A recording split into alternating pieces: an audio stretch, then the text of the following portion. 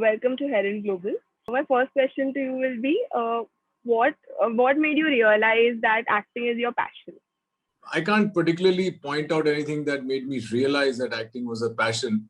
I got into acting quite by accident. I never wanted to be an actor. I was studying for my MBA before my visa to America got rejected. So I had nothing to do. So I've always called myself an accidental actor. And Okay. you see, you become anything, once you become an actor or a doctor or engineer, I believe you have to give it your 100%. And that's what I did. I gave my 100%. I started enjoying acting. I started enjoying the perks that come along with being an actor. So I think everything was a cumulative process. It was a gradual process, but it was all very organic. I never suddenly developed a passion for acting or anything like that. And once you start doing something and you see the results, I think you start working so much harder. And that's what I did. My first show, Swabhiman, was a runaway success on Doordarshan. And Yes. I guess I never really looked back. And I think the passion came from working with Mahesh Bhatt, who was very, very passionate about his craft, about his life. His life was not, limited to the four walls of a shooting studio. He used to Right. really experience. And I think that's where my passion for acting, for crafts, for the performing arts, for living, everything comes from him. I mean, the initiation was with Mahesh Bhatt. Okay. So, is there any particular experience that is memorable to you, which contributed in your growth, personally and professionally, both? Uh, you see, professionally, what happened is when I became an actor, I had no formal training. When I Right. went onto the set the very first time, I was blown away by the bigness and the largeness of everything. The ambience there, the hustle bustle, the madness, the method in that madness. I was blown away by all that. And I think the very first day I faced a camera, I fell in love with the camera. So you can call it that instance. That instant really shaped what I have been doing for the last 25 years. I fell in love with the camera. I started enjoying the sound of a film camera. It goes, grrr. Unlike today, videos don't make any sound. So I think those are the early days when you really had time, used to enjoy the process. It was not as rushed as it is now. And there's no one instance as such, but that's something that I'd call the first time I fell in love with what I do. So it was actually love at first sight. Okay. Great. So, I want to know that what is it that you see in a script before taking up a role? Quite honestly, I usually look at the bigger picture of what the film or what the show is all about. And then I look at what I'm doing. For me, it is more important to see what the film is going to look like in totality. Whether it's a Right. Mumbai Saga or a Lokhandwala or a Kabil. If you see all the films that I've done have had great actors in them, have had a Yes. damn good director in them, have had great music, stories. So I've always liked to be part of something that the audiences will enjoy, because I feel that if Right. audience enjoys the film, they'll 99% enjoy your performance unless you're very bad, and I'm not bad. So so that's one thing that I look at. The second thing I look at, obviously, like I said, I'm a greedy actor. I enjoy seeing how much I have to do, how much I'm taking the film forward. I never do films or television shows where I am not going to be instrumental in taking the show forward or the story forward. I'd Right. rather sit at home for the next project, but I will not do anything. I refuse to do anything just for the money. And it's been 26 years and I've not done anything just for the money. It's tough. Sometimes you feel कि चलो यार ये कर लेते हैं, क्या है, पैसे ही तो आ रहे हैं. But my mind doesn't agree to that. And there have been times when I've said, okay, chalo, yeah, let's do this for the fun of it. And I've really regretted that decision. So 26 years, I can safely say that maybe one odd show I must have done on a whim, or maybe because I'm being paid a lot of money. But other than that, all the shows, all the films, all the OTT shows that I do, I am either leading the brigade, I'm leading the story, or I'm playing a character without which the story won't be possible. Since you mentioned about OTT platforms right now, so there has been like a shift from big screens to OTT platforms. So, do you think Right. this is like the permanent shift, or what can you say about it? No, there's no permanent shift. I mean, cinema will always be cinema. Even when I started doing television, they said, "अरे यार, अब तो television इतना बड़ा हो गया है, फिल्में कौन देखने जाएगा? अब तो घर बैठ के TV देख सकते हो. You can watch television whenever you want. It's a remote." Nothing happened. Na? Films will became bigger. Films became bigger than life, larger, bigger canvases, war. All that happened. Right. Films also will evolve like anything else evolves. Films have evolved. The stories and the grandness of cinema and the experience of watching a film unfold on 70 with 100 strangers who have nothing to do with each other but are enjoying one piece of work. That experience can never be replaced by a TV. I'm sorry, I mean, I am a TV actor, but that can never be replaced by TV. OTT पे आप क्या देख लेते हैं जो जिस किस्म के shows आप देख रहे हैं, they're enjoyable, they're great fun. I think India is also really leapfrogged into contentions and one of the best content providers in the world, I think. But eventually OTT will be OTT. They will be Right. there, demand whenever you're at home, whenever you're bored, when you're doing nothing to do, you will see it. But the experience of going out into a theater, abhi to pandemic chal rahi hai, so we are more hooked on to the OTT space. Yes. And OTT is definitely the future because you see, I feel more than watching it on TV, people will be consuming content on their mobile phones. So Yes. today, it's very difficult to decide what content works because everybody has a TV screen in their hand. Yes. What you like, you see what I like, what I can see. So yes, challenging, very challenging, interesting space to be in OTT. But magic of cinema will always be there. Okay. So, like now we have come to the second wave, the peak of the second wave. So I want to know, like, how has the pandemic affected you professionally and personally? Band baji, band. um, Not just us, everybody is a little worried and concerned because suddenly the work had started in full flow and then again boom, work has stopped from today. But I feel whatever the decision has been taken is actually a good decision. It's beneficial for all of us because this is definitely the peak of the second wave, and to take a pause of 14-15 days is a damn good idea. That's usually the time when the virus kind of manifests and shows up and dies down. So I think this whole period that they've taken of 14-15 days is a damn good idea. Essentials are still working. Essential industries are working. It's not like the earlier complete lockdown. This lockdown will definitely benefit Bombay and Maharashtra for sure. And but about myself and our profession, yes, it's taken a little bit of a pause. I was shooting for Vikram Bhatt, and suddenly now, this next 10 days, 14 days, we'll not be able to shoot at all. Right. So, timelines for Ori, all your planning, because I'm starting a new show right after this in May. So now everything, even Vikram Bhatt's shoot has gone to May. So I don't know how dates will work out, but I think everybody will have to do this together. We'll have to Yes. support each other. And I think we'll continue. I mean, but according to me, if you ask me, yes, this pause is very good for us. Okay.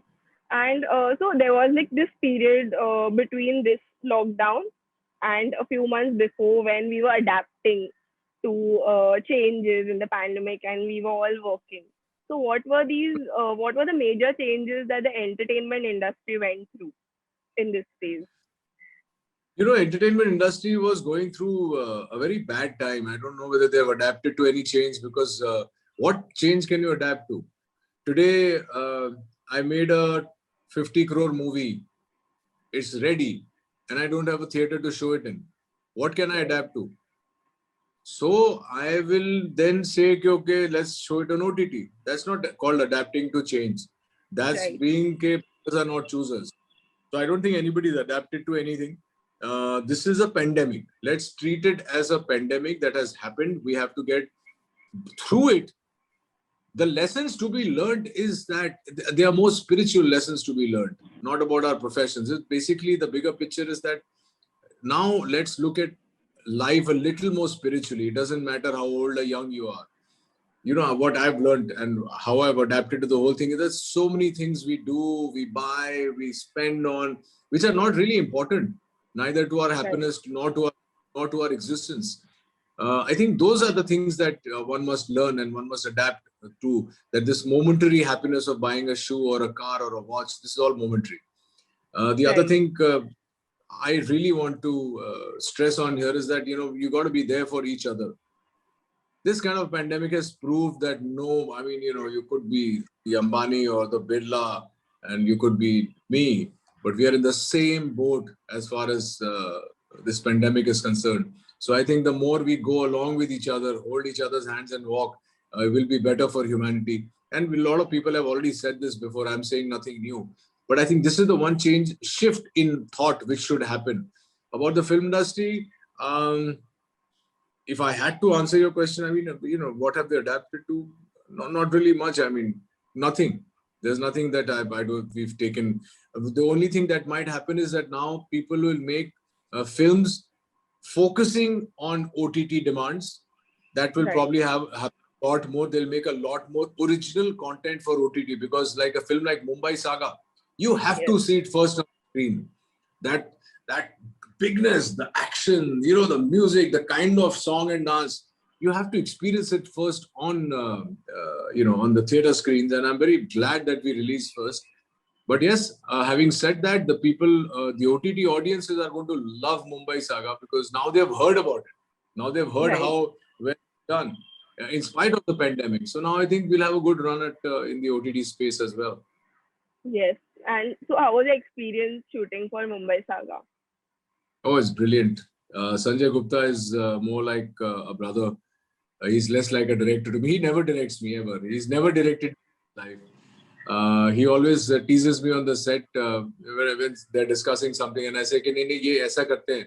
He'll say, "हाँ देखो director है, ये director को मालूम है क्या करना है." Small things, but he'll joke with me, and it gives me, when a director gives you that confidence that you can do what you feel like doing. Don't cross the line. Like I never cross the line with him. I never take advantage of the fact that he's my friend, but it's a party to work with him. Never do I remember the last 15 years of having worked with him on various films and shows that there was a stressful time. There are stressful periods, but he doesn't take stress. And so when you don't take stress, you don't pass it on to the other person, right? The set is like a party. I had two new actors, Shad Randhawa and Vivan Parashar, and they were like shocked. I said, don't worry about anything. You're going to have a blast shooting for this film. And whenever we used to finish early on a day, we'd go out for lunch or go have a drink in the evening. And, it's always very, you never feel like you're working. And he actually draws out so much work in a day. I think that's the fun of working with Mumbai Saga. John is a friend who became a co-star with the film. And I think I had a great time working with him, because most of my scenes and everything was with John. Imran was somebody I have known in the past, but it was fun working with him also. And I like his process. He's very, I feel shy and soft-spoken in real life. But when the camera is on, he becomes so powerful that it's lovely to see him like that. And all the other actors, I have a special fondness for Kajal Agarwal. She became a really dear friend. Lovely, lovely girl. Because most of her scenes were with me. I was always there in the family scenes. And yeah, so it was good fun. Everything, I was thinking of a moment to tell you when we had the most fun, but maybe that'll be telling too much on. No. I think the viewers will love to hear about it. So you can tell us that too. So we were shooting for a very elaborate action sequence, and the way the camera was placed and the way the scene was being shot, after the scene was shot, John Abraham went and told Sanjay Gupta sir that मेरे को लगता है ये scene आपने रोहित रॉय के tricep दिखाने के लिए सेट किया है. Because the way I'm standing on top of the road roller, he said this scene, this shot is basically to show off Rohit. So we had to have all those kinds of banters. Good fun shoots. Yes, that's great. So can you tell us a little more about your upcoming project? So currently, I'm shooting for a Vikram Bhatt show directed by Krishna Bhatt. It's written and produced by Vikram Bhatt and directed by his daughter. And I'm really looking forward to this, because this is, in fact, this is the 4th season of Maya. The first 3 Mayas were super duper hits. So this is added responsibility again on my head, that I really hope and pray that people strike a chord with Maya 4. This is my second outing with Vikram Bhatt. I just love working with that man. He's a fantastic writer. He's a very dear friend for a long, long time. And I'm working on that. I'm starting another show called Hello Uncle, which is a Okay. fantastic. I don't want to say much about that because I'm very superstitious about all that. But I'm starting this show called Hello Uncle for Hotstar now. So yeah, these two things are on board, and then as and when things happen and things open up, I'll obviously start looking. So like this is, I wanted to ask you about the ongoing education scenario right now. So like people have been talking about, postponing the exams, and today the order has come that some exams will be postponed and some will be like cancelled for the 10th. So what is your take on that? I just feel bad for the students. You see, my daughter's in IB. She's already given her mocks. She's already gotten admission into a college. But the kids who, so for a lot of people, it's the indecision which is killing. होने वाला है या नहीं होने वाला है, दोनों में से एक बताओ. आज कुछ होता है, कल कुछ होता है. So I think it's playing a lot on the kids' minds. They're unsure. Whenever you're unsure, your mind can never be stable. A lot of kids who didn't do very well in their prelims want exams to happen so that they score better. I think that's the attitude that one must have. The attitude should never be कि अरे यार अच्छा हो गया, cancel हो गया. Right. But having said that, I mean, again, this decision has been taken in keeping with the current scenario. I don't know whether it's a good or bad thing, and I can't comment on it. But whatever they've done, they must have thought a real long deal about it, because you see, it's very easy to bitch about the government and say कि ये सही Yes. नहीं है, वो सही नहीं. But what people should understand that they deliberate a lot about all these things, and they also want the students to come out tops after whether they're in the 10th, 11th or 12th, because these are the formative years, or I would say this is the pre-climax to the climax of going into college, correct? Right. So like how penultimate overs are very important, the T20 match, these are the penultimate overs of a school. And Right. cancelled 10th standard, I can understand that, because 10th, I mean, you already know what this child has been scoring. This year you've only had online education. There's a lot of things there. I don't know. I shouldn't comment too much on what's right or wrong, but I do support what the decision has been taken to say, okay, we are not doing 10th, we will postpone 12th. So I think we Right. will see how it goes. And so then lastly, I would like to ask, what would you like to tell the people? Like now, again, there's like a mini lockdown. So, people are still like, they want to go out as well and they're scared as well. So what would you like to tell them in this? I'd like to tell them, Bhaiya, please don't be stupid. Be intelligent. It's happening. People are dying, and now younger people are dying. Earlier, people were saying that people above 60 or with comorbidities are dying. Today in the papers, I read 3 articles about a 43-year-old, a 42-year-old, and a 45-year-old teacher dying because of lack of oxygen. So why do you want to go out? What do you want to do? I can understand people's businesses being affected, and they are, they're feeling bad. Of course, so are we. But in the bigger picture, you have to look at the fact that so many people are affected today in Maharashtra, in Mumbai, and other places also. Delhi is also affected. So is Gujarat, I believe. But बाहर जाके तुमको करना क्या है? Now you're used to this, right? Yes. The first time it happened, it was new. Today, we are used to the fact that a lockdown like this is happening. We know how to behave. We know how to treat it. That's what we should do. And it's just 14 days of our life. Isn't 14 days of lockdown better than losing somebody close to you or have something happening to you? So I request every listener or viewer of yours to please don't be stupid. Please be prudent. Unless you have some work which is very, very important, as life and death, don't go out, because you're playing with life and death.